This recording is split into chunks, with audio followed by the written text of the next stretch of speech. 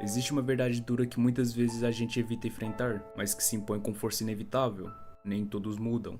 Por mais que nos digam o contrário, por mais que sejamos ensinados a acreditar em redenção e transformação, há casos que escapam desse ideal, que não se resignam, que permanecem onde sempre estiveram. E dentro de Steven Universo, talvez ninguém represente isso melhor do que Jasper. Desde a sua introdução, Jasper sempre foi o retrato da força bruta, um tanque de guerra leal ao sistema que a criou, uma guerreira feita na linhagem de montagem da opressão, com um propósito claro: vencer. Destruída por dentro, mas sem jamais abaixar a cabeça, Jasper cresceu num campo de batalhas, literalmente. Ela nasceu num dos jardins da Terra, e nesse jardim em específico, muitas gems foram fabricadas às pressas, de maneira grosseira, deformada, instável, um ambiente hostil, feito apenas para suprir uma demanda de guerra. E Jasper é filha desse ambiente, e o resultado não poderia ser diferente. Uma soldada endurecida, moldada por dor, abandono e a obrigação de ser perfeita. Ela perdeu tudo na guerra contra Rose Quartzo, a sua líder, a sua missão, seu senso de identidade, mas mais do que isso, ela perdeu sua razão de ser, e essa ausência de sentido não foi preenchida, foi mascarada. Jasper seguiu em frente se agarrando a qualquer migalha que pudesse resgatar da sua antiga glória. A guerra acabou, sim, mas ela nunca saiu da guerra. Muitos personagens em Steven Universo passaram por mudanças profundas. Verdot, por exemplo, começou como uma antagonista leal a Homeworld, mas aprendeu a ver o valor da vida na Terra, e por isso ela mudou. Lapis viveu um relacionamento abusivo, fugiu, se isolou, mas aos poucos foi reconstruindo suas relações. Até personagens como Bismuth, que estavam parada no tempo, congelada no ódio da guerra, conseguiram se abrir, mas Jasper não. E isso não foi por falta de oportunidade. Steven tentou de todas as formas, tentou conversar, acolher, tentou enfrentar, tentou até mesmo curá-la da corrupção, mas Jasper resistia. Não porque ela era má, mas porque ela não conseguia ser outra coisa além daquilo que foi treinada, forçada e condicionada a ser. E esse é um ponto crucial, porque às vezes a gente acredita que toda pessoa tem dentro de si um lado bom esperando para ser despertado, que basta amor, paciência, insistência, mas a verdade é que existem estruturas internas muito mais profundas do que isso, crenças e valores formadas desde sempre, medos que nunca foram nomeados, um senso de identidade que, mesmo que doloroso, é a única âncora que a pessoa conhece. No episódio em que Steven volta a procurar Jasper, agora adolescente, com poderes instáveis e assustado com o que está se tornando, ele busca ajuda. Ele está totalmente desesperado, ele se sente um monstro, não consegue mais confiar nos próprios amigos, ele tem medo de machucar quem ama, e nesse momento de fragilidade, ele vai até a única pessoa que, paradoxalmente, sempre viu seu lado destrutivo como um dom. E isso diz muito sobre o que acontece na vida real. Quando a gente se sente incompreendido, isolado, assustado com o que está se tornando, com quem está se tornando, muitas vezes a gente se aproxima das pessoas erradas, não porque essas pessoas são más, mas porque elas oferecem uma resposta que naquele momento parece fazer sentido, porque não julgam, porque reconhecem em você algo que você próprio teme e acabam por validar. E Jasper oferece exatamente isso para Steven, a ideia de que seus poderes não são um erro, não são um perigo, mas uma fonte de força. Então ela o treina, incentiva, o faz encarar a sua raiva, e durante um breve momento parece até que tá funcionando. Dá pra ver nitidamente que Steven está mais forte, mais confiante, dá até pra enxergar um certo laço se formando entre eles. Mas aí quando o Steven pede a revanche, é onde tudo desmorona. E Jasper, sendo Jasper, provoca o Steven, exige que ele pare de se conter, e bem, ele então não se contém. Steven acaba por perder o controle e libera seu lado mais obscuro, que mistura o seu trauma, sua fúria contida e a sua dor acumulada. E Jasper na teoria morre, visto que ela foi completamente estilhaçada. Seria interessante se isso tivesse continuado assim. Acho que seria um final muito real para um personagem como a Jasper. Fora o desenvolvimento que iria dar para Steven, talvez de fato ele nunca mais se recuperaria, mas isso é uma história de bad ending. Se isso tivesse acontecido, teria sido muito mais pesado para uma história mais infantil, mesmo que seja para um público adolescente, já que se trata do Steven quase adulto. De qualquer forma, gostaria de ter visto esse lado da história. Acho que seria um final muito bom para Jasper, porque condiz com tudo que ela construiu até o momento. Seria uma história trágica, e em contraparte, veríamos um Steven tentando lidar com o que ele acabou de fazer. Mas enfim, não foi isso que aconteceu. Steven consegue trazê-la de volta com seus poderes de cura, que por sinal essa cena é muito bonita. Dá pra ver o desespero estampado na cara do Steven. Mas de qualquer forma, depois disso ela chama o Steven de meu diamante. E esse momento, por mais impactante que seja, não é uma redenção. é uma rendição. E é importante entender isso, porque ela não muda, ela se submete, porque para ela é assim que o mundo funciona. Os fracos obedecem aos mais fortes, e Steven agora é o mais forte. Vemos que não existe aprendizado aí, não há crescimento, há apenas repetição de padrões. A Jasper continua sendo quem sempre foi, alguém que só entende respeito pela força, que só reconhece valor em si mesma se vencer, e não sabe lidar com a fragilidade, com a dúvida, porque ela nunca foi ensinada a lidar com isso, ela nunca foi acolhida o suficiente, porque ela sempre teve que lutar para existir. E quando Steven tenta mostrar que existe um outro caminho, ela rejeita, como rejeitou antes, como sempre rejeitou, como no episódio Sozinhos no Mar, em que ela preferiu voltar a uma fusão tóxica com lápis do que encarar o vazio da própria solidão, e também no episódio Terráqueas, quando ela recusou ser curada pelo Steven e preferiu mergulhar na corrupção. Vemos que ela não quer se curar, não quer mudar, não quer se abrir, porque de certa forma mudar dói, porque mudar é admitir que o que você sempre acreditou pode estar errado, porque mudar é enfrentar o próprio reflexo e não gostar do que vê, e Jasper, como muita gente, não está pronta para isso. Existe um momento muito simbólico e que passa despercebido por muitos, que é quando ela captura gems corrompidas e tenta treiná-las. Vemos que ela está sozinha, isolada, sem líder, sem missão, sem lar, e ao invés de pedir ajuda, de procurar por Homeworld ou qualquer refúgio, ela decide montar seu próprio exército, porque essa é a única linguagem que ela conhece. Guerra, controle, supressão. Mas por que ela age assim? Porque Jasper vive num estado constante de dissonância cognitiva. Ela se vê como uma heroína da guerra, uma campeã, um modelo a ser seguido. Mas tudo que ela é agora contrasta com isso. Ela perdeu, foi humilhada, está sozinha, está quebrada. E isso dói. Dói tanto que ela prefere se agarrar a qualquer resto de orgulho do que encarar essa dor. Ela prefere manter a pose, manter a raiva, manter a armadura. E essa é uma defesa que muita gente constrói. É o que acontece com pessoas que passaram por traumas profundos, por rejeições contínuas, por infâncias negligenciadas, pessoas que se tornaram cascas, que parecem duras, agressivas, teimosas, insuportáveis, mas que por dentro estão apenas tentando não desabar. Não é fácil quebrar esse ciclo. Não é fácil se ver como vítima quando a vida inteira você foi ensinado a ser forte, a ser a líder, a ser a invencível. Muitas pessoas crescem acreditando que demonstrar fraqueza é uma falha de caráter, que pedir ajuda é fracassar, que baixar a guarda é perder, e Jasper é uma dessas pessoas. E infelizmente, o mundo real está cheio delas. E aí entra uma questão muito delicada: o tempo. A verdade é que o tempo sozinho não cura ninguém. Ele pode aliviar, pode trazer distância, pode suavizar memórias, mas o que realmente cura é o tempo somado ao esforço, a vontade de mudar, a exposição ao novo, ao desconforto do autoconhecimento. E nem todo mundo está disposto a passar por isso. Jasper não estava, e talvez nunca esteja. Isso não é culpa dela, mas também não é responsabilidade nossa mudar por ela. Steven tentou tanto que quase se perdeu. Tentou salvar Jasper, salvar os outros, salvar a si mesmo, mas há um limite, e esse limite é quando você percebe que nem todo mundo vai te acompanhar, que nem todo mundo vai fazer esse caminho junto, que nem todo mundo quer mudar, porque nem todos conseguem, embora eu acredite que todos têm esse potencial de mudança. Mas querendo ou não, isso dói. Em Steven Universo, o ideal é o crescimento, mas Jasper nos lembra que esse ideal talvez não seja acessível para todos, e que não basta ter empatia e boas intenções. Às vezes, mesmo quando tudo está ao redor de uma pessoa, tentando mostrar que há um caminho diferente, ela não consegue dar esse passo, porque está machucada demais, acredita que não merece, e acaba por não ver mais valor em si mesma. Jasper é uma vítima do sistema de Homeworld, mas também é alguém que internalizou tão profundamente os valores desse sistema, que mesmo quando o sistema se mostra falho, ela continua seguindo suas regras, porque ela não sabe mais viver de outro jeito. E isso acontece com muitas pessoas. Crescer exige um abandono de certezas, e há quem não saiba viver sem certezas, por mais duras que elas sejam. Talvez Jasper até tenha começado a perceber as rachaduras no seu modo de pensar. Ela escutou Perdot, ela viu Steven insistir, ela teve chances, mas não conseguiu aceitar. E não porque é vilã, mas porque é profundamente humana, mesmo sendo uma gem. E o ponto mais importante é que Jasper não é uma exceção. Ela mostra pra gente que o caminho da mudança nem sempre é trilhado. Nem todo mundo vai entender, aceitar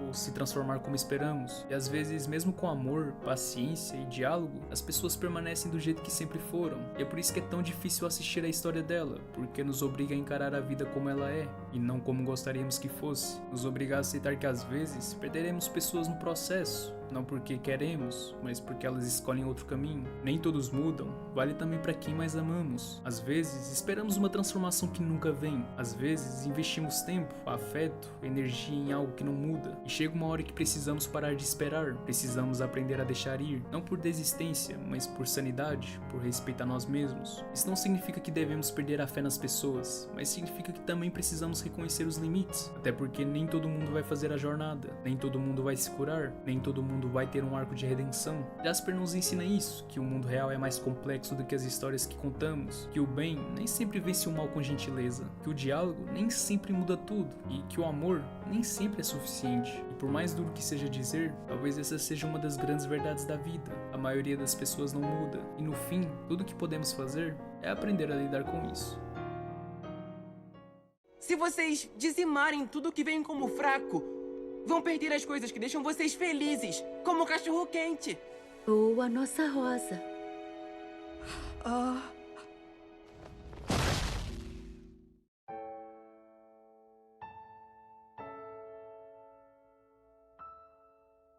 Opa, e aí pessoal? Diamante Amarelo pra mim é uma personagem muito complexa por causa de seus muitos papéis sociais. Esses papéis tendem a exercer influência sobre ela, fazendo-a tomar decisões que podem não refletir exatamente seu estado de ser. Por exemplo, ela é uma diamante igual às outras diamantes, uma sobrevivente da Guerra das Gems e também uma das mais antigas de sua espécie. Ela também é um indivíduo, ela tem seus próprios pensamentos e sentimentos. Ela não deve ser confundida com todas as outras diamantes, porque suas experiências individuais e o processamento dessas experiências são diferentes das outras. Diamante Amarelo costuma ser retratada como um estando de mau humor, mas ela não está particularmente zangada. Em vez disso, parece-me frustração e irritabilidade. Mas faz sentido, já que acho que ela pode ser a diamante que carrega o peso de todos. Ela tem suas próprias gems e colônias para cuidar, mas além disso, ela tem que lidar com azul e compensar quando se trata das gems e colônias de azul. E branco não parece ter feito muito há algum tempo, então amarelo provavelmente terá que compensar ela também. E além de tudo, ela teve que tomar conta de rosa e limpar a bagunça que a guerra deixou para trás, enquanto tenta esconder sua dor da perda para que ela possa continuar a ser considerada um líder forte. Eu também ficaria irritado se estivesse no lugar dela. Ela não consegue fazer uma pausa para fazer algo por si mesma porque está muito ocupado cuidando de todos os outros. Depois que as coisas se acalmam, Steven consegue fazê-la se acalmar um pouco, tendo a chance de relaxar e fazer suas próprias coisas que não estão relacionadas à destruição de planetas, ou a babá de todo o planeta natal. A fachada mentalmente forte está funcionando, algo que vimos com quão entusiasmada a Agatha Azul estava falando dela. Ela está mantendo o Homeworld em funcionamento, e se recusa a permitir que alguém veja que ela está sacrificando sua saúde mental e emocional ao fazer isso. Isso leva a seu relacionamento interessante com Pérola. Não há muita interação entre elas, mas você pode dizer muito sobre alguém pela maneira como age alguém que está com elas o tempo todo. Ela nunca foi vista saudando ou fazendo reverências no desenho em si, em comparação com Pérola Azul, que saúda curvando-se e fazendo reverências constantemente. O relacionamento de Amarelo com sua Pérola é um tanto casual, definitivamente não é tão casual quanto nossa Pérola e Diamante Rosa, e ainda existem protocolos que os dois seguem, pelo menos em público. Mas Pérola Amarela é mais relaxada perto de sua Diamante do que você esperaria. Pérola Amarela está animada para servir Diamante Amarelo. Poderia ser apenas parte de como a Pérola Amarela foi feita, mas também está claro que não há no mínimo nenhum sinal de qualquer tipo de maus tratos. Na verdade, a maneira como Amarelo lidou com as pérolas azuis e amarelas foi incrivelmente gentil. Faz sentido que o relacionamento dela sejam assim. Com a vida estressante e ocupada de Diamante Amarelo, ela pode precisar de alguém para desabafar ou entretê-la para que ela possa permanecer sã. Além disso, Pérola e Amarelo muitas vezes parecem estar no mesmo comprimento de onda, especialmente durante o episódio ou julgamento, já que nenhuma delas realmente parecia querer estar lá. Pérola Amarelo também mostra preocupação com o bem-estar mental de sua Diamante. Ela ficou ofendida quando Peridot questionou a objetividade de Diamante Amarelo, e pareceu preocupada quando o Diamante Amarelo parecia que estava prestes a ter um colapso emocional no final da música, que canta para Diamante Azul. A Diamante Azul e Amarelo têm uma relação muito próxima, mas ainda muito tensa. Elas têm pontos de vista muito diferentes que as levam a entrar em conflito. Amarelo é um diamante ocupado que assume o controle de todas as situações, mas Azul tem uma abordagem mais passiva de apenas sorrir e acenar, que irrita Amarelo, porque agora Amarelo tem que intervir para garantir que as responsabilidades de Azul sejam cumpridas. Por outro lado, a tendência de Amarelo de sair dos trilhos quando fica chateada não agrada Azul. As duas estão em desacordo, mas mesmo assim, Amarelo Amarelo fará de tudo, negligenciando até suas próprias necessidades emocionais para confortar Azul quando ela realmente precisar. Amarelo é muito menos propenso a mostrar sua dor, possivelmente para que ela possa inspirar as gems sob seu domínio com sua força percebida. Mas Azul está ao lado de Amarelo se tudo se tornar demais para ela aguentar. Isso quase lembra as relações de amor e ódio que são estereotipadas entre irmãos. Amarelo é muito próxima da Rosa, é difícil dizer como era o relacionamento delas, mas a maior pista seria o sonho que Stevonnie teve na base lunar, onde elas desempenharam o papel de Diamante Amarelo e a mãe de Connie substituindo o Diamante Amarelo. Por si só, a escolha dos personagens foi provavelmente um tanto simbólica e aconteceu por causa da presença de Connie, mas o fato de que dentre todas, Connie sabe que foi sua mãe quem substituiu Amarelo, sugere que Amarelo pode ter tido um relacionamento maternal com Rosa. Isso é ainda mais enfatizado pelo tipo de amor duro que Amarelo demonstrou durante todo o sonho. Novamente, ela está muito ocupada trabalhando constantemente, então aparece Rosa agindo como uma pirralha insuportável. Amarelo não deu a ela uma colônia porque ela não achava que Rosa estava pronta, provavelmente cedendo eventualmente para fazer Rosa parar de importuná-la. Não muito diferente de uma mãe dando a seu filho o que ele queria para impedi-lo de fazer uma birra. Só porque as gems não têm mães ou nem estão familiarizadas com o termo, isso não significa que não possam existir relacionamentos semelhantes. Acho estranho que tenha sido Amarelo responsável por decidir quando Rosa conseguiu sua colônia, mas aumenta a conexão entre as duas diamantes. Como Amarelo foi quem deu a terra a Rosa, ela se sente responsável pelo que aconteceu. Embora ela achava que Rosa estava quebrada, ela se culpou, deixando claro como o dia quando disse: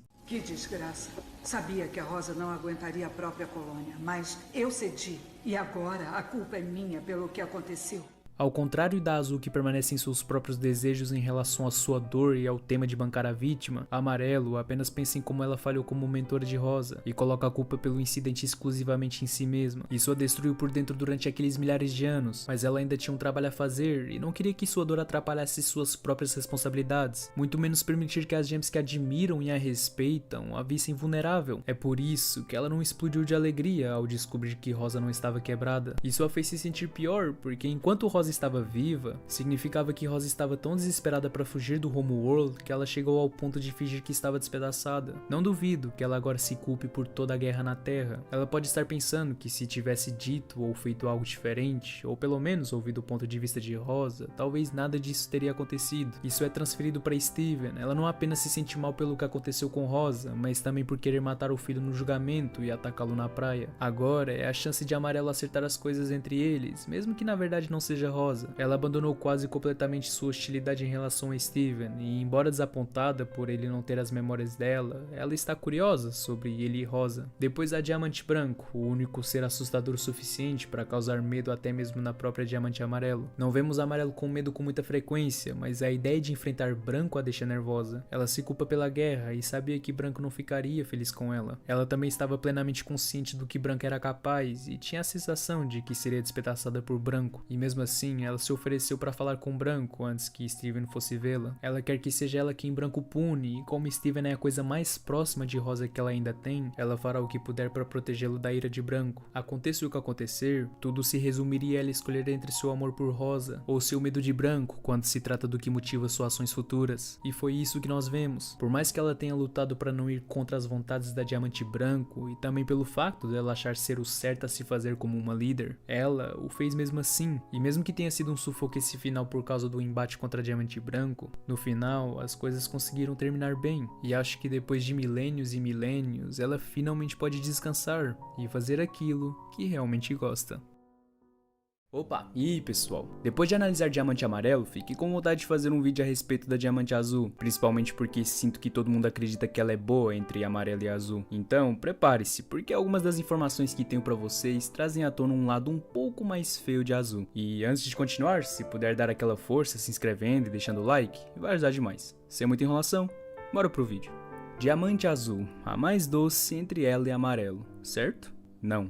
Desculpe, mas só porque ela normalmente chora suavemente, não significa que ela seja inocente e pura. Melhor estourar essa bolha agora, mas como posso saber disso? Parte da mesma razão pela qual ficamos tão assustados com Diamante Branco, sua reputação e como as gems que trabalham em estreita colaboração com ela se comportam. Podemos começar com sua pérola. Se você observá-la, verá uma pérola excessivamente formal que quase parece ter medo de ofender sua diamante. Mesmo assim, Azul ainda ficou inquieto quando a pérola se afastou. Pérola Azul está quase constantemente se curvando, saudando ou fazendo reverência, sem nunca nunca demonstrar qualquer emoção. Claro que isso não é tão extremo quanto a pérola muito quebrada da diamante branco, mas se compararmos o comportamento da pérola azul e da pérola amarela, podemos ver que a pérola amarela está muito mais relaxada e até animada para servir seu diamante, enquanto parece que a pérola azul está andando em cascas de ovos ao redor de sua diamante. Podemos olhar novamente para a ágata azul. A ágata não está cansada como pérola azul e não tem problemas em se gabar da diamante azul, mas ainda há um senso de cautela e excesso de formalidade. A ágata fez uma grande provação sobre tudo estar perfeito. Ela também fez uma longa reverência enquanto elogiava a azul, mas quando o Peridot amarelo tentou fazer isso com o diamante amarelo, ela a interrompeu e disse que minha diamante era o suficiente. E são esses pequenos detalhes que muitas vezes temos que perceber e que diz muito sobre alguém. Também a Lápis, que desistiu da ideia de Steven enfrentar a azul em Homeworld. Ela não poderia ter se importado menos com o amarelo, que claramente parecia ser a maior ameaça. Pode ser que Lápis seja uma das gems de azul e, portanto, mais familiarizada com ela, mas o fato dela ignorar a amarelo com tanta facilidade é perturbador, para dizer o mínimo. Por último, veja como Garnet reage a ela. É claro que ela vê diamante azul como uma destruidora, mas isso pode ser devido a preconceitos que ela formou com base em como a azul queria que ela fosse destruída quando ela se fundiu pela primeira vez. O que me impressionou foi o quão assustada Garnet ficou quando viu um encontro com o diamante azul com sua visão do futuro. Quando o Peridot ligou para amarelo, Garnet ficou um pouco abalada, mas não tão abalada. Mas a ideia de ser vista por azul fez com que essa gem, normalmente estoica, entrasse em pânico. Foi tão ruim que ela foi atrás de Steven e tentou desesperadamente convencê-lo a não ir para a Coreia. E mesmo quando ele teve problemas com a azul, Garnet, normalmente muito protetora, não interveio para ajudar até que a diamante azul tivesse partido. Foi necessária toda a coragem que ela conseguiu reunir para Garnet enfrentar a azul. Todos esses são sinais perturbadoramente claros de um diamante rigoroso e vingativo. A Agatha elogiou a azul por ser misericordiosa, mas será que esse é o caso ou será que ela simplesmente não cumpre sua palavra e usa a misericórdia como desculpa? Acabamos de ver como a reputação dela prova que ela não é exatamente um ser triste. Para isso, precisaríamos comparar sua ética de trabalho com a de sua irmã, Diamante Amarelo. Diamante Amarelo tem uma ética de trabalho muito boa, a ponto de eu até chamá-la de superdotada. Se olharmos para o seu mural, podemos ver que Amarelo tem algo em torno de 18 corpos planetários, e o que parecem ser 2 sistemas estelares. Ela ainda não terminou lá, dê uma olhada onde ela estava quando Peridot ligou para ela. Você pode dizer pela janela atrás dela que é muito provável que seja uma base lunar. Ela ainda está colonizando planetas, mas mesmo assim, ela ainda arranja um tempo para lidar com a azul. Eu sei que é algo muito errado, mas isso na nossa visão. Tente olhar na visão delas, na época que provavelmente viam a colonização de planetas como um trabalho. Mas o que era a azul nessa época? Mudar de um local da propriedade da diamante rosa para outro apenas para chorar? Ela não administra suas colônias e tem apenas 9 corpos planetários colonizados, menos da metade da de amarelo. Supondo que amarelo e azul tenham a mesma idade, acho que podemos ver quem é o diamante mais eficaz. A situação ficou tão ruim que amarelo teve que intensificar a sua música com letras como "Você tem que ser uma líder, azul". Você poderia culpar seu luto por rosa por essa falta de arbítrio, mas considere que em um dos sonhos de Steven com a diamante, azul disse explicitamente a rosa: "Você nem precisa fazer nada". Essa é uma pista muito clara de que azul apenas faz o que quer, o que irrita diamante amarelo, que agora tem que compensar enquanto ainda cuida de suas próprias responsabilidades. Isso seria transferido para execuções. Amarelo disse abertamente a uma nefrita que ela a destruiria pessoalmente se suas ordens não fossem seguidas. Você acha que a azul é da mesma maneira? Com todas as informações que recebemos, a resposta é não. Bem, se você a irritou o suficiente, talvez,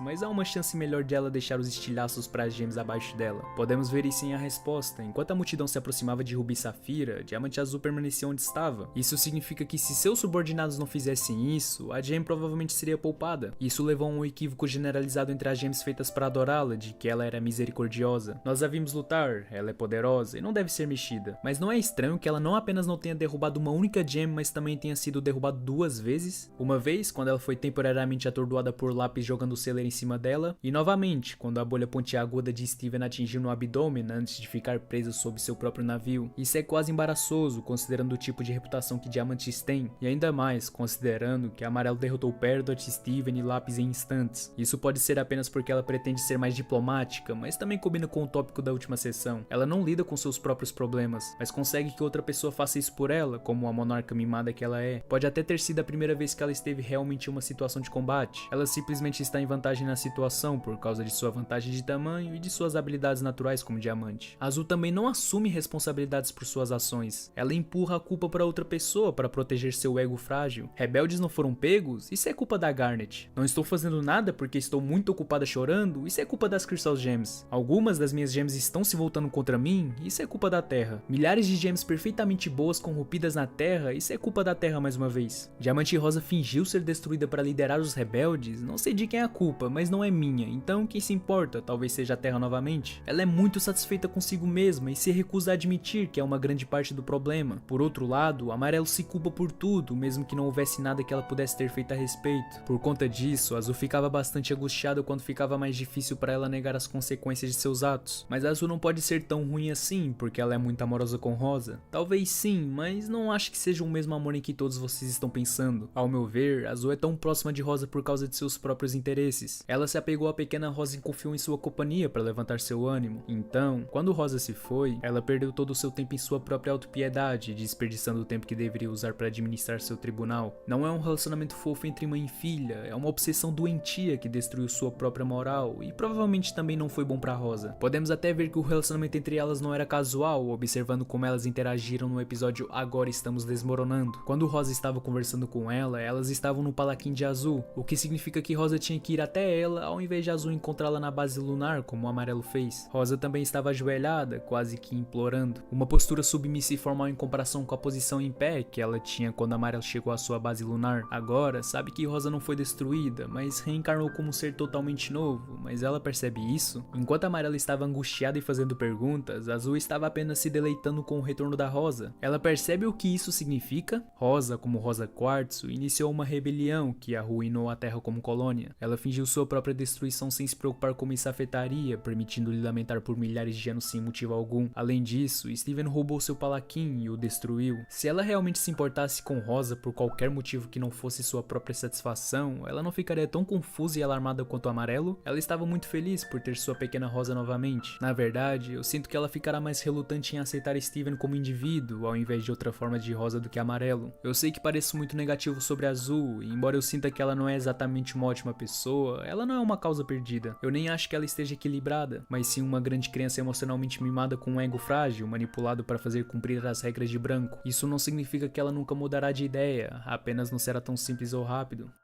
Bem, é isso, acho que vocês podem ver que prefiro Amarelo, mas embora eu possa estar sendo duro com Azul, acho que posso ter defendido alguns pontos válidos. Seja qual for o caso, é um alimento para ajudar a quebrar a ideia de que esses personagens podem ser definidos como bons ou maus. Assim como eu fiz o vídeo da Diamante Amarelo com o objetivo de dissipar a ideia de que ela é má sem motivo, quero dissipar a ideia de que Azul é pura e doce. E sinceramente, foi prestar atenção nesses detalhes e como a personagem realmente é que me fez gostar mais dela. E se quiserem um vídeo sobre a Diamante Branco, deixam aí nos comentários. Mas eu não devia ser assim. Eu devia saber que não. Eu devia ser melhor. Eu devia deixar tudo sempre melhor. E pode, mas primeiro vai ter que sair da sua própria cabeça.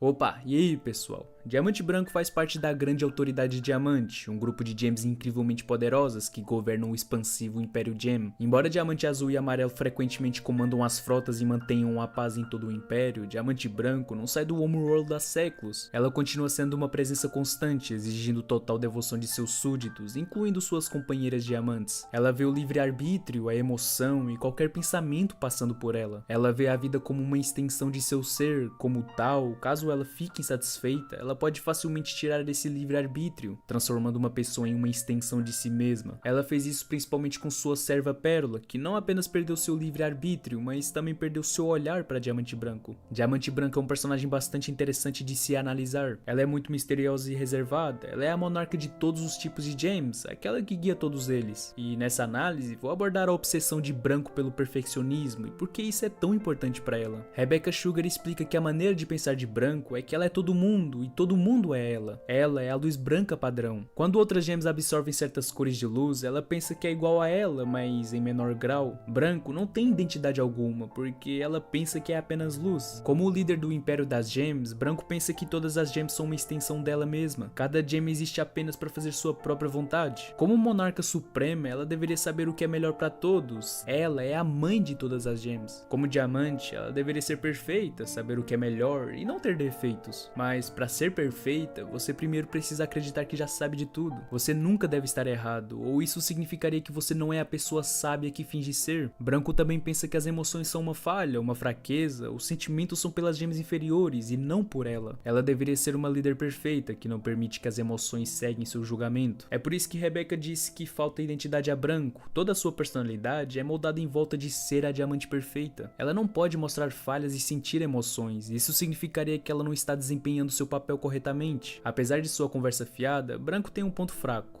Rosa. Amarelo mencionou que ela, Azul e Branco eram próximas, mas depois que Rosa foi destruída, Branco se trancou dentro de sua nave e raramente saía. Ela não queria deixar ninguém entrar. Durante seu confronto com Steven, ela puxou a gem de Steven de seu corpo como sua última tentativa de fazer Rosa voltar. Ela pensou que Rosa estava escondida em Steven, mas ela ficou muito surpresa quando descobriu o quão errada ela estava ao perceber que Rosa realmente se foi e Steven era Steven. A sua ideia de diamante perfeita foi quebrada. Branca não era o ser perfeito que ela pensava que era, ela não tinha todas as respostas, ela não sabia de tudo. Sua falta de identidade também foi uma das razões pelas quais ela desabou tão facilmente. Ela foi definida apenas por sua obsessão em ser uma líder perfeita. Se ela não fosse isso, ela não tinha ideia de quem ela era. Steven explica a Branco que se ela se permitisse ter falhas, sentir, ela poderia descobrir quem ela realmente é. O mundo não acabou porque ela estava errada em alguma coisa. Branco finalmente entendeu que nossas falhas fazem parte de quem somos, que ela não precisava estar certa o tempo todo e deixar ser ela mesma. É canônico que Branco não faz nenhuma diferença entre seus próprios pensamentos e emoções e os pensamentos de outras pessoas. Essa ausência de identidade a torna manipuladora e muito vulnerável à manipulação. Em outras palavras, ela é obcecada pela perfeição, mas sua ideia de perfeição é muito superficial. Ela nunca questiona a si mesma ou as suas crenças e muito provavelmente não tem habilidades críticas. Só precisava de uma pessoa mais forte que ela para fazê-la mudar de ideia. Rebecca diz que Branco estava absolutamente errada. O que pode parecer uma escrita fácil, mas na verdade faz sentido se você considerar Branco como uma perfeccionista. Pessoas como ela não aceitam nuances, é preto ou branco, certo ou errado, direita ou esquerda. E nesse caso, ela está absolutamente errada porque Steven a fez duvidar de todo o seu sistema de crenças, destruindo tudo que ela considerava garantido. Ao derrotá-la, Steven quebra sua defesa e mostra a ela verdadeiras cores. Ela não é realmente branca, mas iridescente, como um diamante da vida real. Sua gem funciona como um prisma. É por isso que a Amarelo a chama de descolorida. Claro, ela não pode ser realmente descolorida, sendo a única de sua espécie, mas ela mentiu sobre sua cor. Agora que a mentira foi exposta, ela não tem outra escolha a não ser encarar a verdade. Ela estava errada o tempo todo, porque não era fiel a si mesma. Eu sinto que ela está em um momento muito crítico de sua vida, onde todo o seu mundo desabou sobre seus pés, e ela teve que construir para si um novo sistema de crenças. É por isso que ela é receptiva a Steven. Ela precisa de alguém que lhe diga como melhorar as coisas da maneira real. Se seguirmos a tese de Steven e sua família, a dinâmica de Rosa com as diamantes foi semelhante à dinâmica de Steven com as Crystal Gems nos primeiros episódios. Garnet, como líder moderna das Crystal Gems, traça alguns paralelos com o Diamante Branco. Garnet, como fusão, literalmente é mais alta do que seus pares. Como uma fusão, ela também é mais forte e suas habilidades como visão de futuro permitem que ela tenha uma perspectiva mais ampla. Houve também uma dinâmica semelhante de medo da desaprovação de Garnet, mesmo entre as Crystal Gems mais antigas. Como quando o Pérola e a Ametista ficam com medo de que Garnet descubra que elas soltaram alguns fragmentos de gems corrompidas. É a mesma expressão de medo nos rostos de Azul e Amarelo quando Steven e Connie se fundem no meio do baile. Elas não estão zangadas com Steven, mas sim com medo de como a Branco reagiria a esse acontecimento. Além disso, embora Garnet se importe com Steven, vemos em episódios como Visão do Futuro e Previsão do Tempo como ela se sente separada dele. Ela queria mostrar a ele um pouco de seu poder para que ele pudesse entendê-la. Ela entende que não é facilmente compreendida, mas naquele ponto do relacionamento, ela estava disposta a tentar. Também vemos isso da Diamante Branco. Grande parte de seu comportamento e desprezo é interpretado como: bem, você não entenderia, ou vejo algo que você não entende, então não faz sentido discutir isso com você. Mas Steven e as Crystal Gems conseguiram falar com Garnet. Eles foram transparentes com ela e eventualmente ela sentiu que poderia ser transparente com eles também. Houve muitos episódios em que Garnet sentiu que precisava ser uma pessoa importante e assumir a responsabilidade por todos, como em Motel Keystone. Garnet apresentou a mesma tendência de precisar estar no controle, e isso ficou mais evidente no episódio de Gota em Gota, quando ela parecia não conseguir guiar a nave no curso certo e, como resultado, entrou em pânico.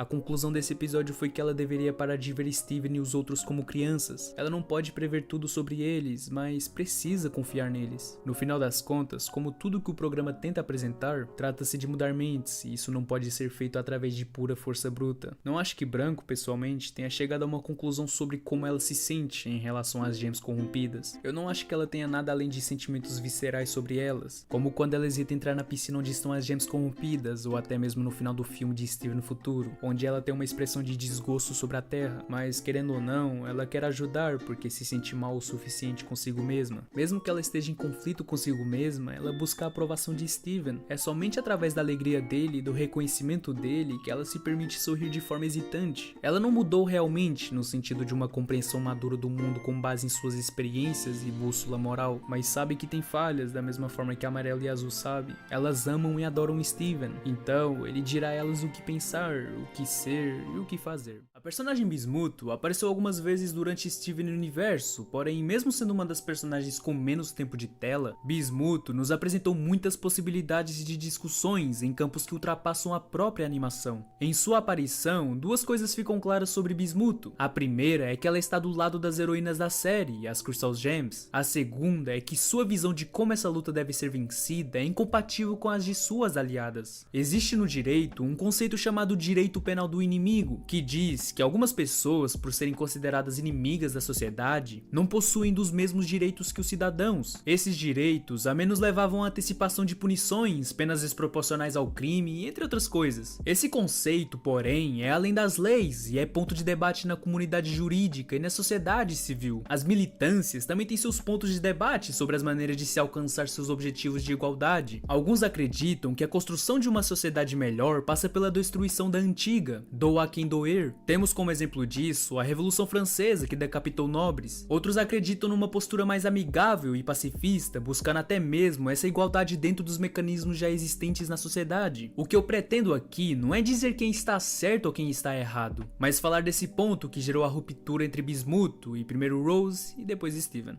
Steven é um pacifista em todos os aspectos de seu ser. Seus poderes e armas não são ofensivos. Ele só entra num combate quando não há alternativa, e ele se sente culpado pelos danos causados em seus adversários, mas vale lembrar que Steven nunca viveu em um ambiente de guerra. Rosa, mesmo tendo um ponto de vista muito próximo ao de Steven, estava um pouco mais distante do pacifismo, tendo uma coleção enorme de armas e traçando planos para atacar, e consequentemente expulsar as gems do Homeworld da Terra. Enquanto os objetivos das diamantes e de seu exército era a aniquilação de Rose e seu exército para colonizar nosso planeta, Rose queria apenas a distância dessas adversárias para que ela e seus aliados pudessem viver em paz em nosso planeta. Já Bismuth via a situação de outra maneira. Ela acreditava ser impossível uma situação pacífica entre a Terra e o mundo das gems. Não via possibilidade das diamantes deixarem nosso planeta em paz e cada um ir para o seu lado. Sua visão tornou Bismuth implacável, a ponto de criar a arma chamada Ponto de Ruptura, capaz de quebrar a pedra de uma gem e consequentemente causar sua morte. Para Rose Quartzo e Steven, matar seus inimigos os tornariam iguais a eles. Afinal, acabar com as Crystal Gems e destruir as vidas na Terra era o objetivo das diamantes. Para Bismuth, não são as práticas e éticas de cada um que definem se são bons ou maus, mas sim todo o contexto de um embate com todas as suas particularidades. Sua personalidade bélica fazia com que Bismuth não acreditasse na paz por outro caminho naquela situação. Mesmo tendo Bismuth como uma parte importante de seu exército na luta contra as diamantes, não havia como Rose mantê-la ao seu lado e continuar em paz com a sua visão mais pacifista. E para Bismuth, também não seria possível continuar em uma boa relação com Rose caso ela não levasse adiante a ideia do ponto de ruptura. Bismuth é uma personagem fascinante tanto por si mesmo quanto pela maneira como ela se relaciona com o mundo ao seu redor. Há um paralelo claro com Jasper na maneira como ambas insistem que a Rosa é Steven e como o poder é fundamental para o arco de ambos os personagens. A diferença crucial está na ideologia e na posição. Essa última é uma gem, pois a oposição de Jasper, a Crystal Gem, não é um elemento integrado como um Bismuth, enquanto o primeiro funciona como raciocínio por trás dele. A visão de poder de Jasper é a apoiada por sua criação. Ela é um soldado quartzo, projetado especificamente para combate. Então o poder é sua medida para avaliar o valor. Isso é fortemente contrastado por Bismuto, que procura o poder para destruir o sistema de castas que designa o valor de alguém pelo propósito pretendido no momento da concepção. O enquadramento do primeiro episódio em que a Bismuto aparece deixa claro que cometer crimes pela causa certa nem sempre é uma ação justificável. O episódio não condena Bismuto abertamente, mas pinta seu ponto de vista extremista como um problema legítimo. Afinal, o caminho para o inferno foi pavimentado com boas intenções. Nós nos concentramos em Rosa como uma campeã das diferenças. Essa é a Rosa que disse que uma pérola que apenas serve poderia ser uma guerreira, que aceitou uma nova fusão quando ninguém mais o faria, que disse a uma ametista pequenininha que ela era perfeita do jeito que era. Bismuto está nos contando o que já sabemos, mas personaliza, mostrando quão inspirada ela ficou com isso. A resposta de Bismuto resume toda a lição do arco original da série de Steven, e é uma afirmação comovente quando combinada com o episódio mudar de ideias. Você é diferente. Isso é que é o máximo. Não precisa ser igual a Rose Quartz.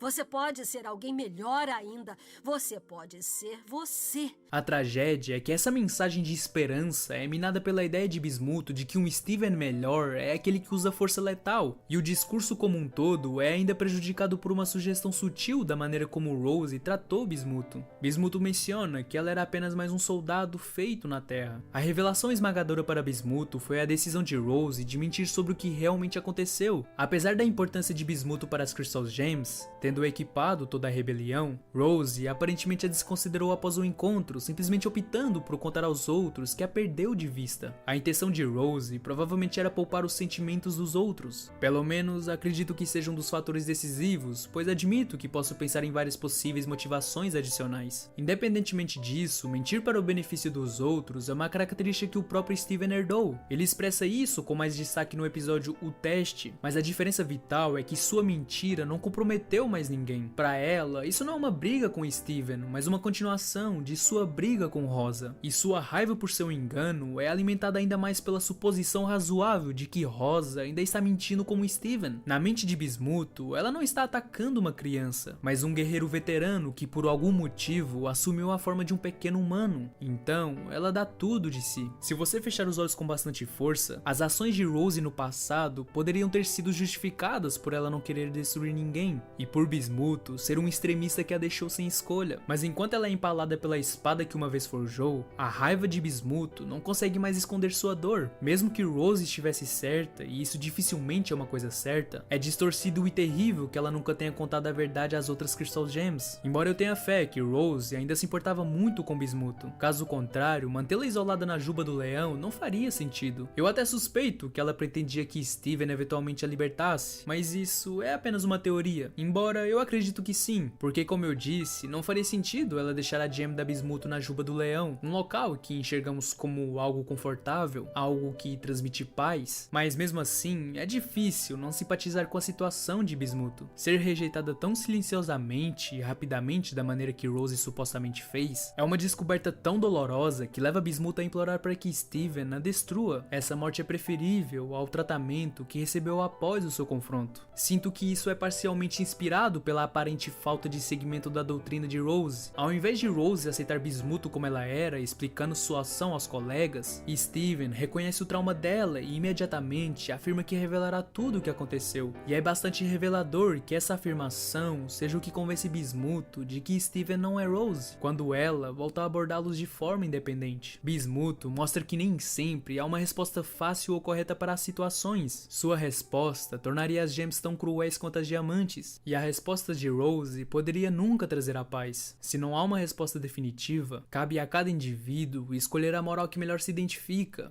e lidar com as consequências.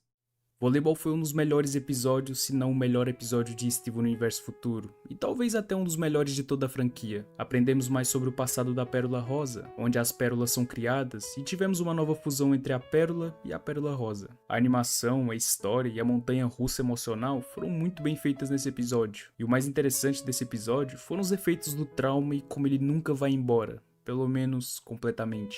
Eu mencionei em vários vídeos que Steven não consegue curar a sua cicatriz. O motivo é que a cicatriz é psicológica, não física. E embora Steven possa entrar em um estado de projeção astral, ele não usa nesse episódio. Vimos no episódio Reunião que quando Steven se torna uma projeção astral, ele pode encorajar e raciocinar com os pensamentos das pessoas. Não seria surpreendente se Steven tivesse controle sobre esse poder no salto temporal de 2 anos. No entanto, ele não usou para o olho cicatrizado de Pérola Rosa. E o motivo é porque ele pensou que o olho cicatrizado era um dano físico que ele não conseguia consertar, e uma vez que ouviu que a sua mãe era a causa, ele quis consertar as coisas rapidamente, tanto que ele até diz, não importa como aconteceu, o que importa é encontrar uma maneira de consertar. Isso é incomum para Steven, já que ele geralmente encontra a raiz do problema. Ele não achava que poderia ser um problema psicológico, e ao invés disso, vai até a Pérola para pedir ajuda. A Pérola é de um certo modo rude com a Pérola Rosa, e com certeza é porque ambas eram pérolas da Diamante Rosa e têm pontos de vista diferentes. A Pérola Rosa ainda é obcecada por Diamante Rosa, enquanto a Pérola deixou para trás. Ao invés da Pérola estar preocupada com a obsessão da Pérola Rosa, ela estava de certa forma competindo com ela sobre quem conhecia a Diamante Rosa melhor e quem era a melhor Pérola. Mas foi só a Pérola Rosa contar a história de como a Diamante era a razão de seu olho cicatrizado que a Pérola começou a brigar. Ambas tinham duas visões diferentes da Diamante Rosa. A Pérola Rosa, que retratou a Diamante como uma criança super emocional que ficava fazendo birras destrutivas e nunca mudava, enquanto a Pérola viu Rose Quartz como uma líder estoica e com a habilidade de curar.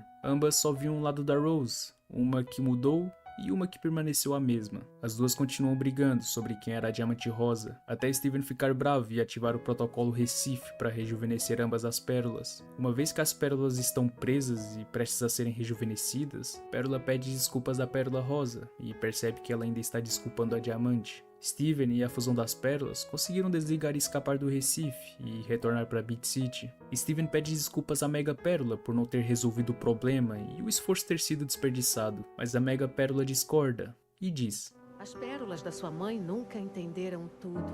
Uma sabia que sua mãe estava tentando mudar, mas não entendia o porquê. A outra nunca esperou que ela mudasse. Agora eu consigo entender tudo. Agora elas finalmente têm uma a outra. Uma vez que ambas as pérolas tiveram uma compreensão completa da Rosa, elas entenderam a sua dor e puderam aprender a seguir em frente. Esse episódio foi muito impactante e comovente, porque lida com muitos aspectos diferentes do trauma, e Steven Universe mostra muito isso. O desenho mostra os efeitos do trauma em diferentes episódios, e também no filme. No entanto, esse episódio retratou vários aspectos do trauma. O trauma nunca acaba. As palavras e ações intencionais ou não intencionais das pessoas podem causar traumas duradouros, e traumas físicos e psicológicos podem se correlacionar. Por isso que sentir dor por trauma é bastante válido. Consertar o problema e não encontrar a causa pode causar mais danos. Seja intencional ou acidental, não é certo machucar alguém, e ninguém está sozinho quando se trata de trauma. Seja físico ou psicológico, o trauma não vai embora. Vimos isso não apenas com a Pérola Rosa, mas também com a Pérola. No começo de Steven Universo, vemos que a Pérola ficou traumatizada pelo desaparecimento da Rosa, e nunca lidou com a sua morte, até mais tarde na série. No entanto, uma vez que a Pérola Rosa compartilhou a sua história de seu olho cicatrizado, a Pérola brigou com ela sobre a sua experiência com a Rosa. Essa é uma cena icônica entre as duas, porque a Pérola admite que nunca parou de sentir dor por causa das ações da Rosa Quartzo. O trauma não vai embora de verdade. No entanto, isso não significa que ele pode nos arruinar. Uma vez que o trauma é reconhecido e alguém decide procurar ajuda, pode ser mais fácil lidar com ele. O trauma pode acabar por dificultar as nossas vidas, mas o trauma não precisa controlar nossas vidas. Como Pérola, que sempre tem seu trauma com ela aprendeu a seguir em frente com a sua vida e se tornar uma pessoa melhor. E querendo ou não, o trauma é parte de nós e podemos aprender a reconhecê-lo e saber lidar com ele para seguir em frente e viver uma vida melhor. Traumas físicos e psicológicos podem ser separados e também juntos. No caso da voleibol, a cicatriz em seu olho estava relacionada ao trauma psicológico causado pelos poderes destrutivos da Diamante Rosa, e essa rachadura começou a se expandir quando ela negou seu trauma.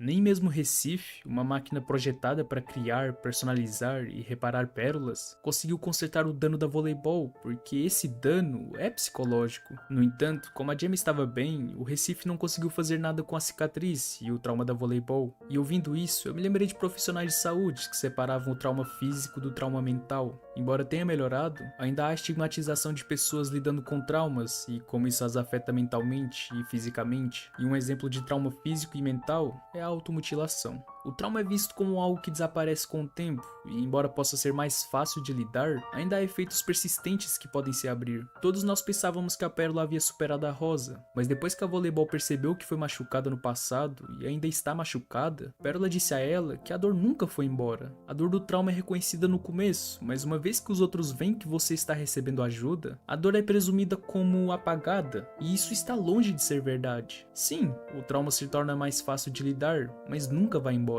Assim como a Pérola, que passou por tanta coisa para curar seu trauma, ainda sente dor relacionada a ele. Sentir dor relacionada ao trauma não vai embora, e deve ser válido para todos os aspectos da cura dele, mesmo que a pessoa esteja seguindo em frente há anos. E eu nem preciso dizer que consertar um problema sem encontrar as causas principais vai criar mais danos. Normalmente Steven é quem quer encontrar a causa antes de consertar algo. Mas ele queria consertar o olho da Voleibol porque estava relacionado à sua mãe. Ele não conta a Pérola que a cicatriz foi feita pela Diamante Rosa porque ele não quer lidar com os erros da sua mãe novamente. E é bastante compreensível porque ele quer evitar os erros que a sua mãe fez. Só quando as pérolas discutem sobre a Rosa é que Steven explode sobre seus sentimentos em relação à mãe, e acaba causando danos ao Recife e desencadeando o trauma da Voleibol. O trauma leva tempo para ser reconhecido, processado e curado. Consertar o trauma de alguém ao invés de encontrar a causa faz mais mal do que bem e pode até piorar o trauma. É preciso paciência e tempo para se curar do trauma.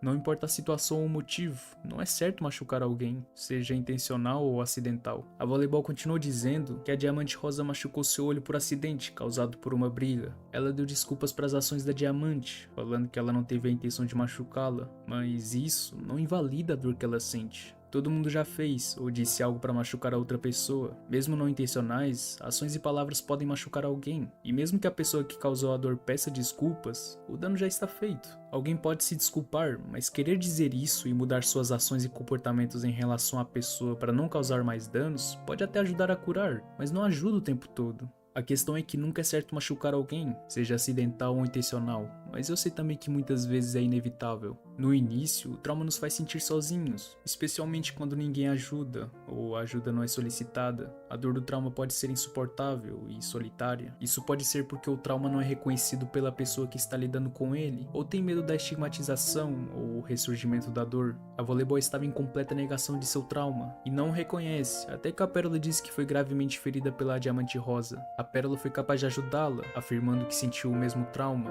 e também não se recuperou totalmente, mas quando fundidas como Mega Pérola, ambas as pérolas foram capazes de entender o trauma uma da outra. Ter alguém, especialmente quando elas têm experiências traumáticas semelhantes, ajuda a se sentir menos sozinho sobre a dor e sofrimento, ajuda a processar o trauma da experiência de outra pessoa e valida os sentimentos de dor e sofrimento. É realmente incrível como a Voleibol foi capaz de sorrir depois de toda essa provação e se apoiar na Pérola, que entende a sua dor. Ter alguém que entende seu trauma é realmente edificante e ajuda a processar e dar passos para a recuperação. Esse episódio mostrou os efeitos nocivos do trauma e como a dor nunca vai embora. Eu já disse várias vezes que o trauma é para a vida toda, mas isso não significa que não tem esperança ou que nunca vai curar. E com certeza pode ser mais fácil curar quando o trauma é reconhecido e a pessoa pede ajuda.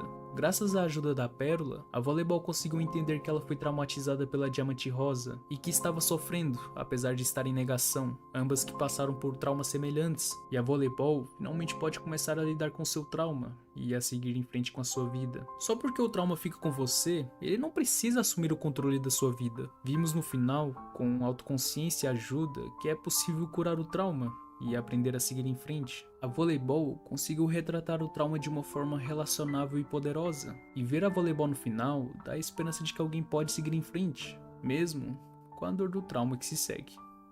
Existe uma diferença entre entender um erro e o que o causou e absolver alguém por ter cometido esse erro. Em Steven Universo, Lars errou e errou muito, e seus erros magoaram muitas pessoas. Por mais que muitos possam não perdoar o Lars por tudo que ele fez, é possível a gente entender um pouco melhor o que acontece dentro de sua cabeça. Conhecendo então a origem do problema, é mais fácil imaginarmos o caminho para a solução. A primeira coisa que a gente deve lembrar é uma das coisas que a Rosa sempre disse e prezou tanto: ver beleza em todas as coisas. E como Steven disse... Mas eu sei que ela via beleza em tudo, até mesmo numa coisa dessas.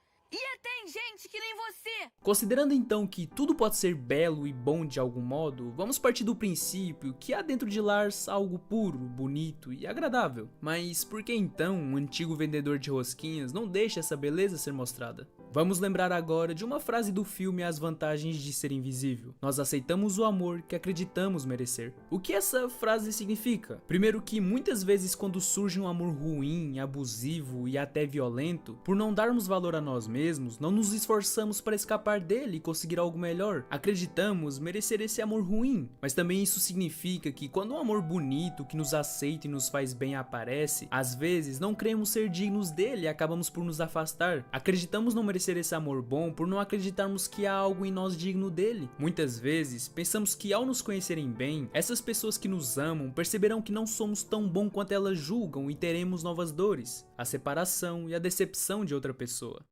Desde o início da série, percebemos em Lars duas vontades conflitantes: ser amado e se afastar. Ele quer estar próximo da Sadie, mas não quer expressar seu amor. Ele quer a amizade dos garotos legais, mas não quer expor sua personalidade. Ele quer agradar seus pais, mas não quer tentar e correr o risco de falhar. Quando Steven passa um dia inteiro dentro do corpo do Lars, ele percebe como os outros se comportam ao seu redor, sempre esperando o pior, mas torcendo pelo melhor. Os pais esperam uma reação negativa ao falar de suas notas. Os garotos legais acreditam que ele dirá algo desagradável, e Sadie acredita que ele fará com que ela se sinta confusa novamente. Só entendemos o que o Lars realmente sentia no arco que antecede sua morte e renascimento. Ele revela saber e gostar de confeitaria para Steven e Sadie, mas ele não tem coragem de levar um bolo para uma festa dos garotos legais. Ao ficar preso junto com Steven em uma espaçonave, ele revela não se sentir bom o suficiente em nada. Lars sofre com baixa autoestima, e mesmo todas as chances dadas a ele por seus pais, Steven, Sadie e os garotos legais, só fazem com que ele se sinta pior por acreditar não ser capaz de atingir as expectativas que ele mesmo desenha em sua cabeça. Se crê que vai falhar em tudo, por que se dar ao trabalho de tentar? Em sua lógica torta, é isso que Lars e muitos adolescentes sentem.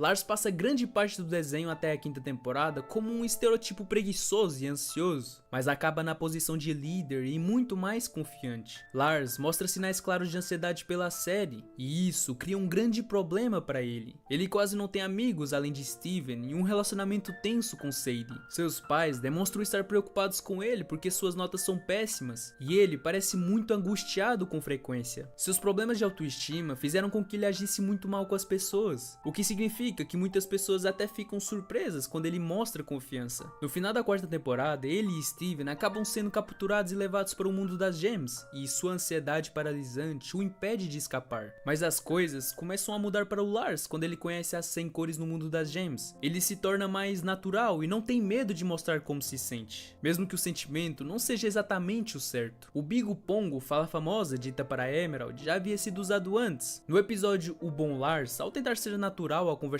com Buck, Lars usa a expressão e logo depois fica extremamente constrangido, mesmo que a frase tenha sido aprovada por Steven, Sadie e pelo próprio Buck, a quem ele sempre admirou. Ele passou a assumir o risco de falhar, ao tomar a frente das 100 cores para fugir do planeta alienígena. Ele recebe Steven como um amigo e o abraça, e por fim, ele finalmente chorou e mostrou sentir algo por Sadie, mesmo que de uma maneira completamente errada. Ele mostrou que ainda falta maturidade nele, porém, pela primeira vez, ele foi honesto em mostrar algum sentimento. Após esse renascimento simbólico, ele primeiro fica aterrorizado, compreensivelmente, mas aceita isso. Ele deixa Steven ir para casa através de seu portal, mesmo que isso o deixe preso. As outras, as 100 cores, ficaram com ele, não querendo deixá-las sem ninguém e sem como as proteger. Ele se relaciona com elas e até os ajuda a fazer uma tentativa de fuga. Elas são capazes de capturar uma nave espacial e seguir para a Terra. Nessa função, Lars encontra sua confiança e atua como seu capitão. Ele se relaciona bem com elas, pois pode ser tão engraçado e estranho quanto quiser, até porque elas já o consideram digno e corajoso por causa das suas ações anteriores, e sendo elas próprias vítimas de preconceito, não esperam nada dele. Nessa parte do renascimento, eu realmente me identifico com Lars, não em renascer literalmente, né, mas quando eu mudei de escola, porque na época eu vi que poderia ser diferente, poderia talvez ser melhor, já que não conhecia ninguém e isso seria uma oportunidade de mudar. Não que na minha escola anterior tenha sido ruim, só que eu sabia que poderia melhorar, seja na minha forma de ser, seja nas minhas atitudes, atitudes que antes eram bastante imprudentes. Imagino que muitos de vocês conseguem se identificar com isso. Lars se esforça para demonstrar afeto e nunca expressa claramente o que sente. Sua ansiedade e mentalidade mais preguiçosa interferem em tudo o que poderia ser, e a maneira possessiva como Sadie age o deixa desanimado, sem realmente entender o quanto ele queria estar perto dela depois de ficar preso no espaço. Esse seu complexo reativo de inferioridade o faz se sentir abandonado quando ele vê que ela faz novos amigos. O relacionamento de Lars e Steven era geralmente amigável, e Steven até parecia ser a única pessoa com quem ele andava em condições mais equitativas, mas também era impossível ele se afastar de Steven ou fugir dele porque Steven nunca o deixou, agindo essencialmente como um irmão mais novo e irritante. Steven quer que ele faça novos amigos, mas realmente não entende os problemas de ansiedade social de Lars. Lars nunca foi o meu favorito, e provavelmente não é o da maioria das pessoas que viram Steven no universo, até porque ele era um dos personagens mais irritantes e insuportáveis da animação toda. A sua história carecia de relevância por muitas temporadas, mas quando chegamos ao seu desenvolvimento nas principais tramas no mundo das Gems, as descrições anteriores de problemas de autoestima, ansiedade, tornaram o arco até que satisfatório. Sua coragem foi parcialmente acidental, mas na verdade ele aceitou o papel de proteger os outros, e ao assumir o comando, ele começa a sentir mais forte e orgulhoso com isso. Talvez a gente odeie o Lars porque ele é realmente um adolescente bastante identificável. Ele luta para encontrar uma identidade, amigos, lida com relacionamentos um pouco complicados, relacionamentos passados que não deram certo e um trabalho que ele negligencia cronicamente. Suas próprias inseguranças e às vezes seu foco míope tendem a dominar sua vida a ponto de causar mais problemas. Ainda não sabemos se a jornada de amadurecimento de Lars será completa, se ele será capaz de perceber integralmente seu valor e aceitar o amor daqueles que o cercam. Até porque, querendo ou não, ele ainda é apenas um adolescente, ainda tem muitas coisas para acontecer.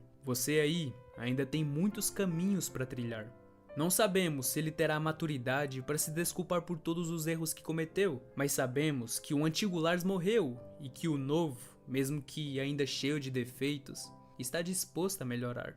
Ronaldo talvez seja o personagem mais odiado de Steve no universo. Muitas pessoas dizem que ele é excessivamente cartunesco, mal escrito, fora do que a animação propõe a fazer, mais ou menos uma piada ruim em um mar de personagens bem escritos. E é verdade que ele não parece um cara normal. Greg, Sadie, até mesmo Lars, eles são principalmente humanos normais, e Ronaldo não é. Ele é estranho, ele é um babaca egocêntrico, ele age como alguém desconectado da realidade, ele se vê como um grande investigador da verdade, mas sua busca pelo conhecimento não segue os princípios de um verdadeiro conhecedor. Ele não se questiona, não duvida de si mesmo e não busca aprofundamento crítico. Ele apenas reafirma suas próprias crenças, muitas vezes ignorando os fatos. A sua mentalidade reflete o dogmatismo ingênuo, acreditando firmemente em suas ideias, sem mesmo saber se é real ou não. Diferentemente de um cético que duvida e investiga, Ronaldo se apega a suposições frágeis, recusando-se a mudar de opinião mesmo diante de provas contrárias. E isso remete à ilusão do conhecimento, algo discutido por Platão no mito da caverna,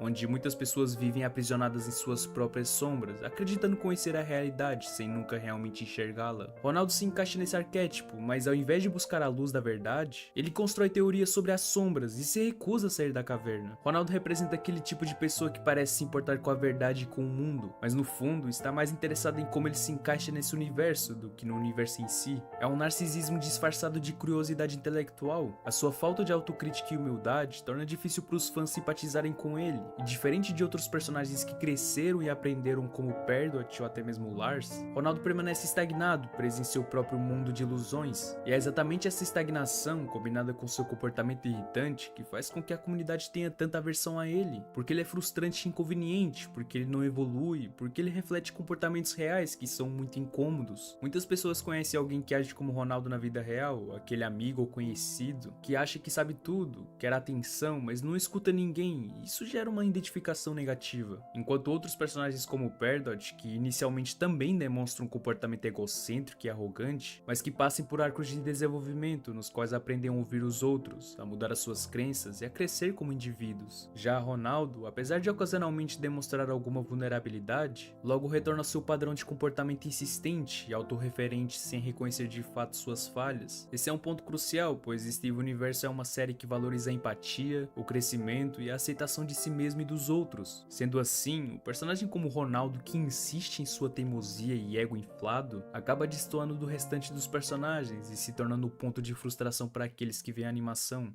E bem, depois de tudo que eu falei sobre esse personagem, você pode estar pensando que eu odeio ele e que talvez estejamos de acordo sobre esse personagem ser horrível. Porém, como faço em todos os vídeos de análise de personagens, nem tudo é preto no branco, e acredito que com esse personagem é a mesma coisa. Talvez depois desse vídeo você ainda continue odiando e achando ele ruim, mas acho que pelo menos você pode achar interessante entender um pouco mais sobre esse personagem. Ronaldo era um garoto bem estranho, mas se você conhecesse Ronaldo de 13 anos, você o acharia um pouco irritante, não preocupante. O problema é que na maioria das vezes ser tão estranho é só uma fase, porém Ronaldo nunca mudou, ele continuou o mesmo. Não porque ele é inerentemente um idiota ou algo assim, mas porque não havia ninguém lá para ajudá-lo a crescer. Como ele foi excluído de estímulos úteis, ele estagnou no desenvolvimento emocional. Beat City é pequena, tipo, muito pequena. Não parece que haja uma escola na área para Ronaldo ir, e mesmo se houvesse, pelo PID podemos provavelmente assumir que ele trabalharia na loja de frituras de qualquer maneira. Em seu tempo livre, não há ninguém para fazer amizade. Quando Ronaldo e Lars deixaram de ser amigos no início da adolescência, Ronaldo ficou sem nenhuma companhia. Ele não teria ninguém para interagir. Embora os garotos legais sejam realmente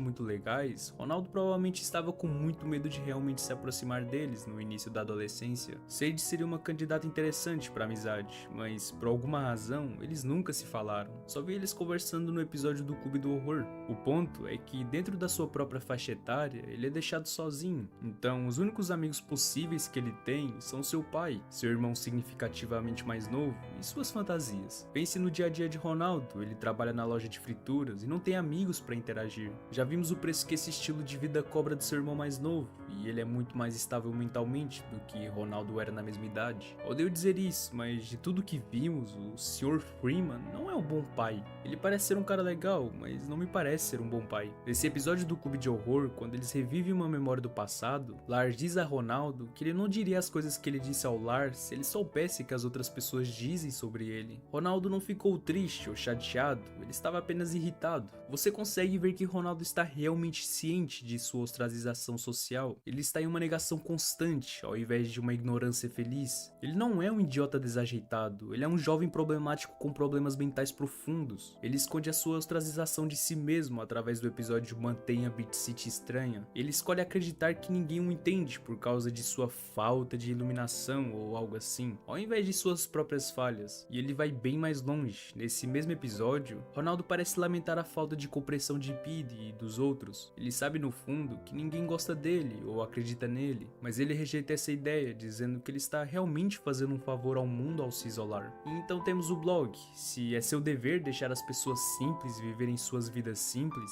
ele deve ter um bom motivo para tornar suas teorias estranhas publicamente disponíveis. Porque, bem, dá para dizer que é um diário. Mesmo que ele esteja se fechando para as pessoas reais e ninguém além de Steven realmente lê o blog, Ronaldo ainda o mantém para se agarrar a um vestígio de esperança de que alguém esteja realmente prestando atenção nele. E se você parar para pensar, é bem parecido com os registros do gravador de Perdot.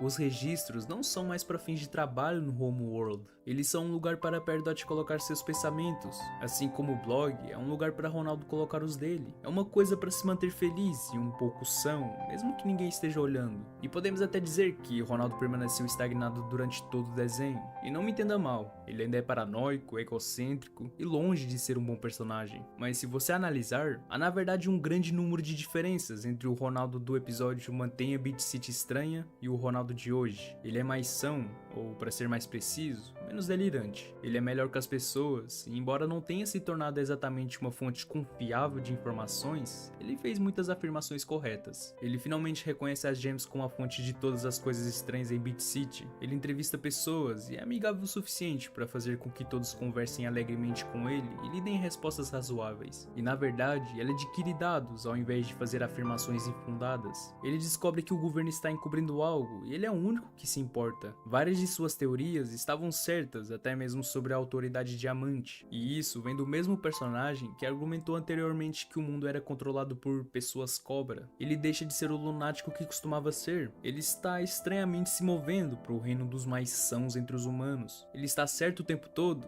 É claro que não, mas seu maior defeito nesse momento é ter um ego muito grande, mas considerando que ele é o único humano que percebe que essas coisas estranhas estão acontecendo, ele merece ter um pouco de ego, vamos ser bem sinceros. Talvez eu esteja vendo uma profundidade que não está realmente lá, e talvez eu esteja apenas tentando justificar um personagem mal escrito. E honestamente, vendo o Ronaldo nessa perspectiva, me fez achar ele mais interessante do que a maioria dos personagens humanos. Ele tem uma história genuína pra contar, mas como ele é bobo e irritante, é fácil perder isso.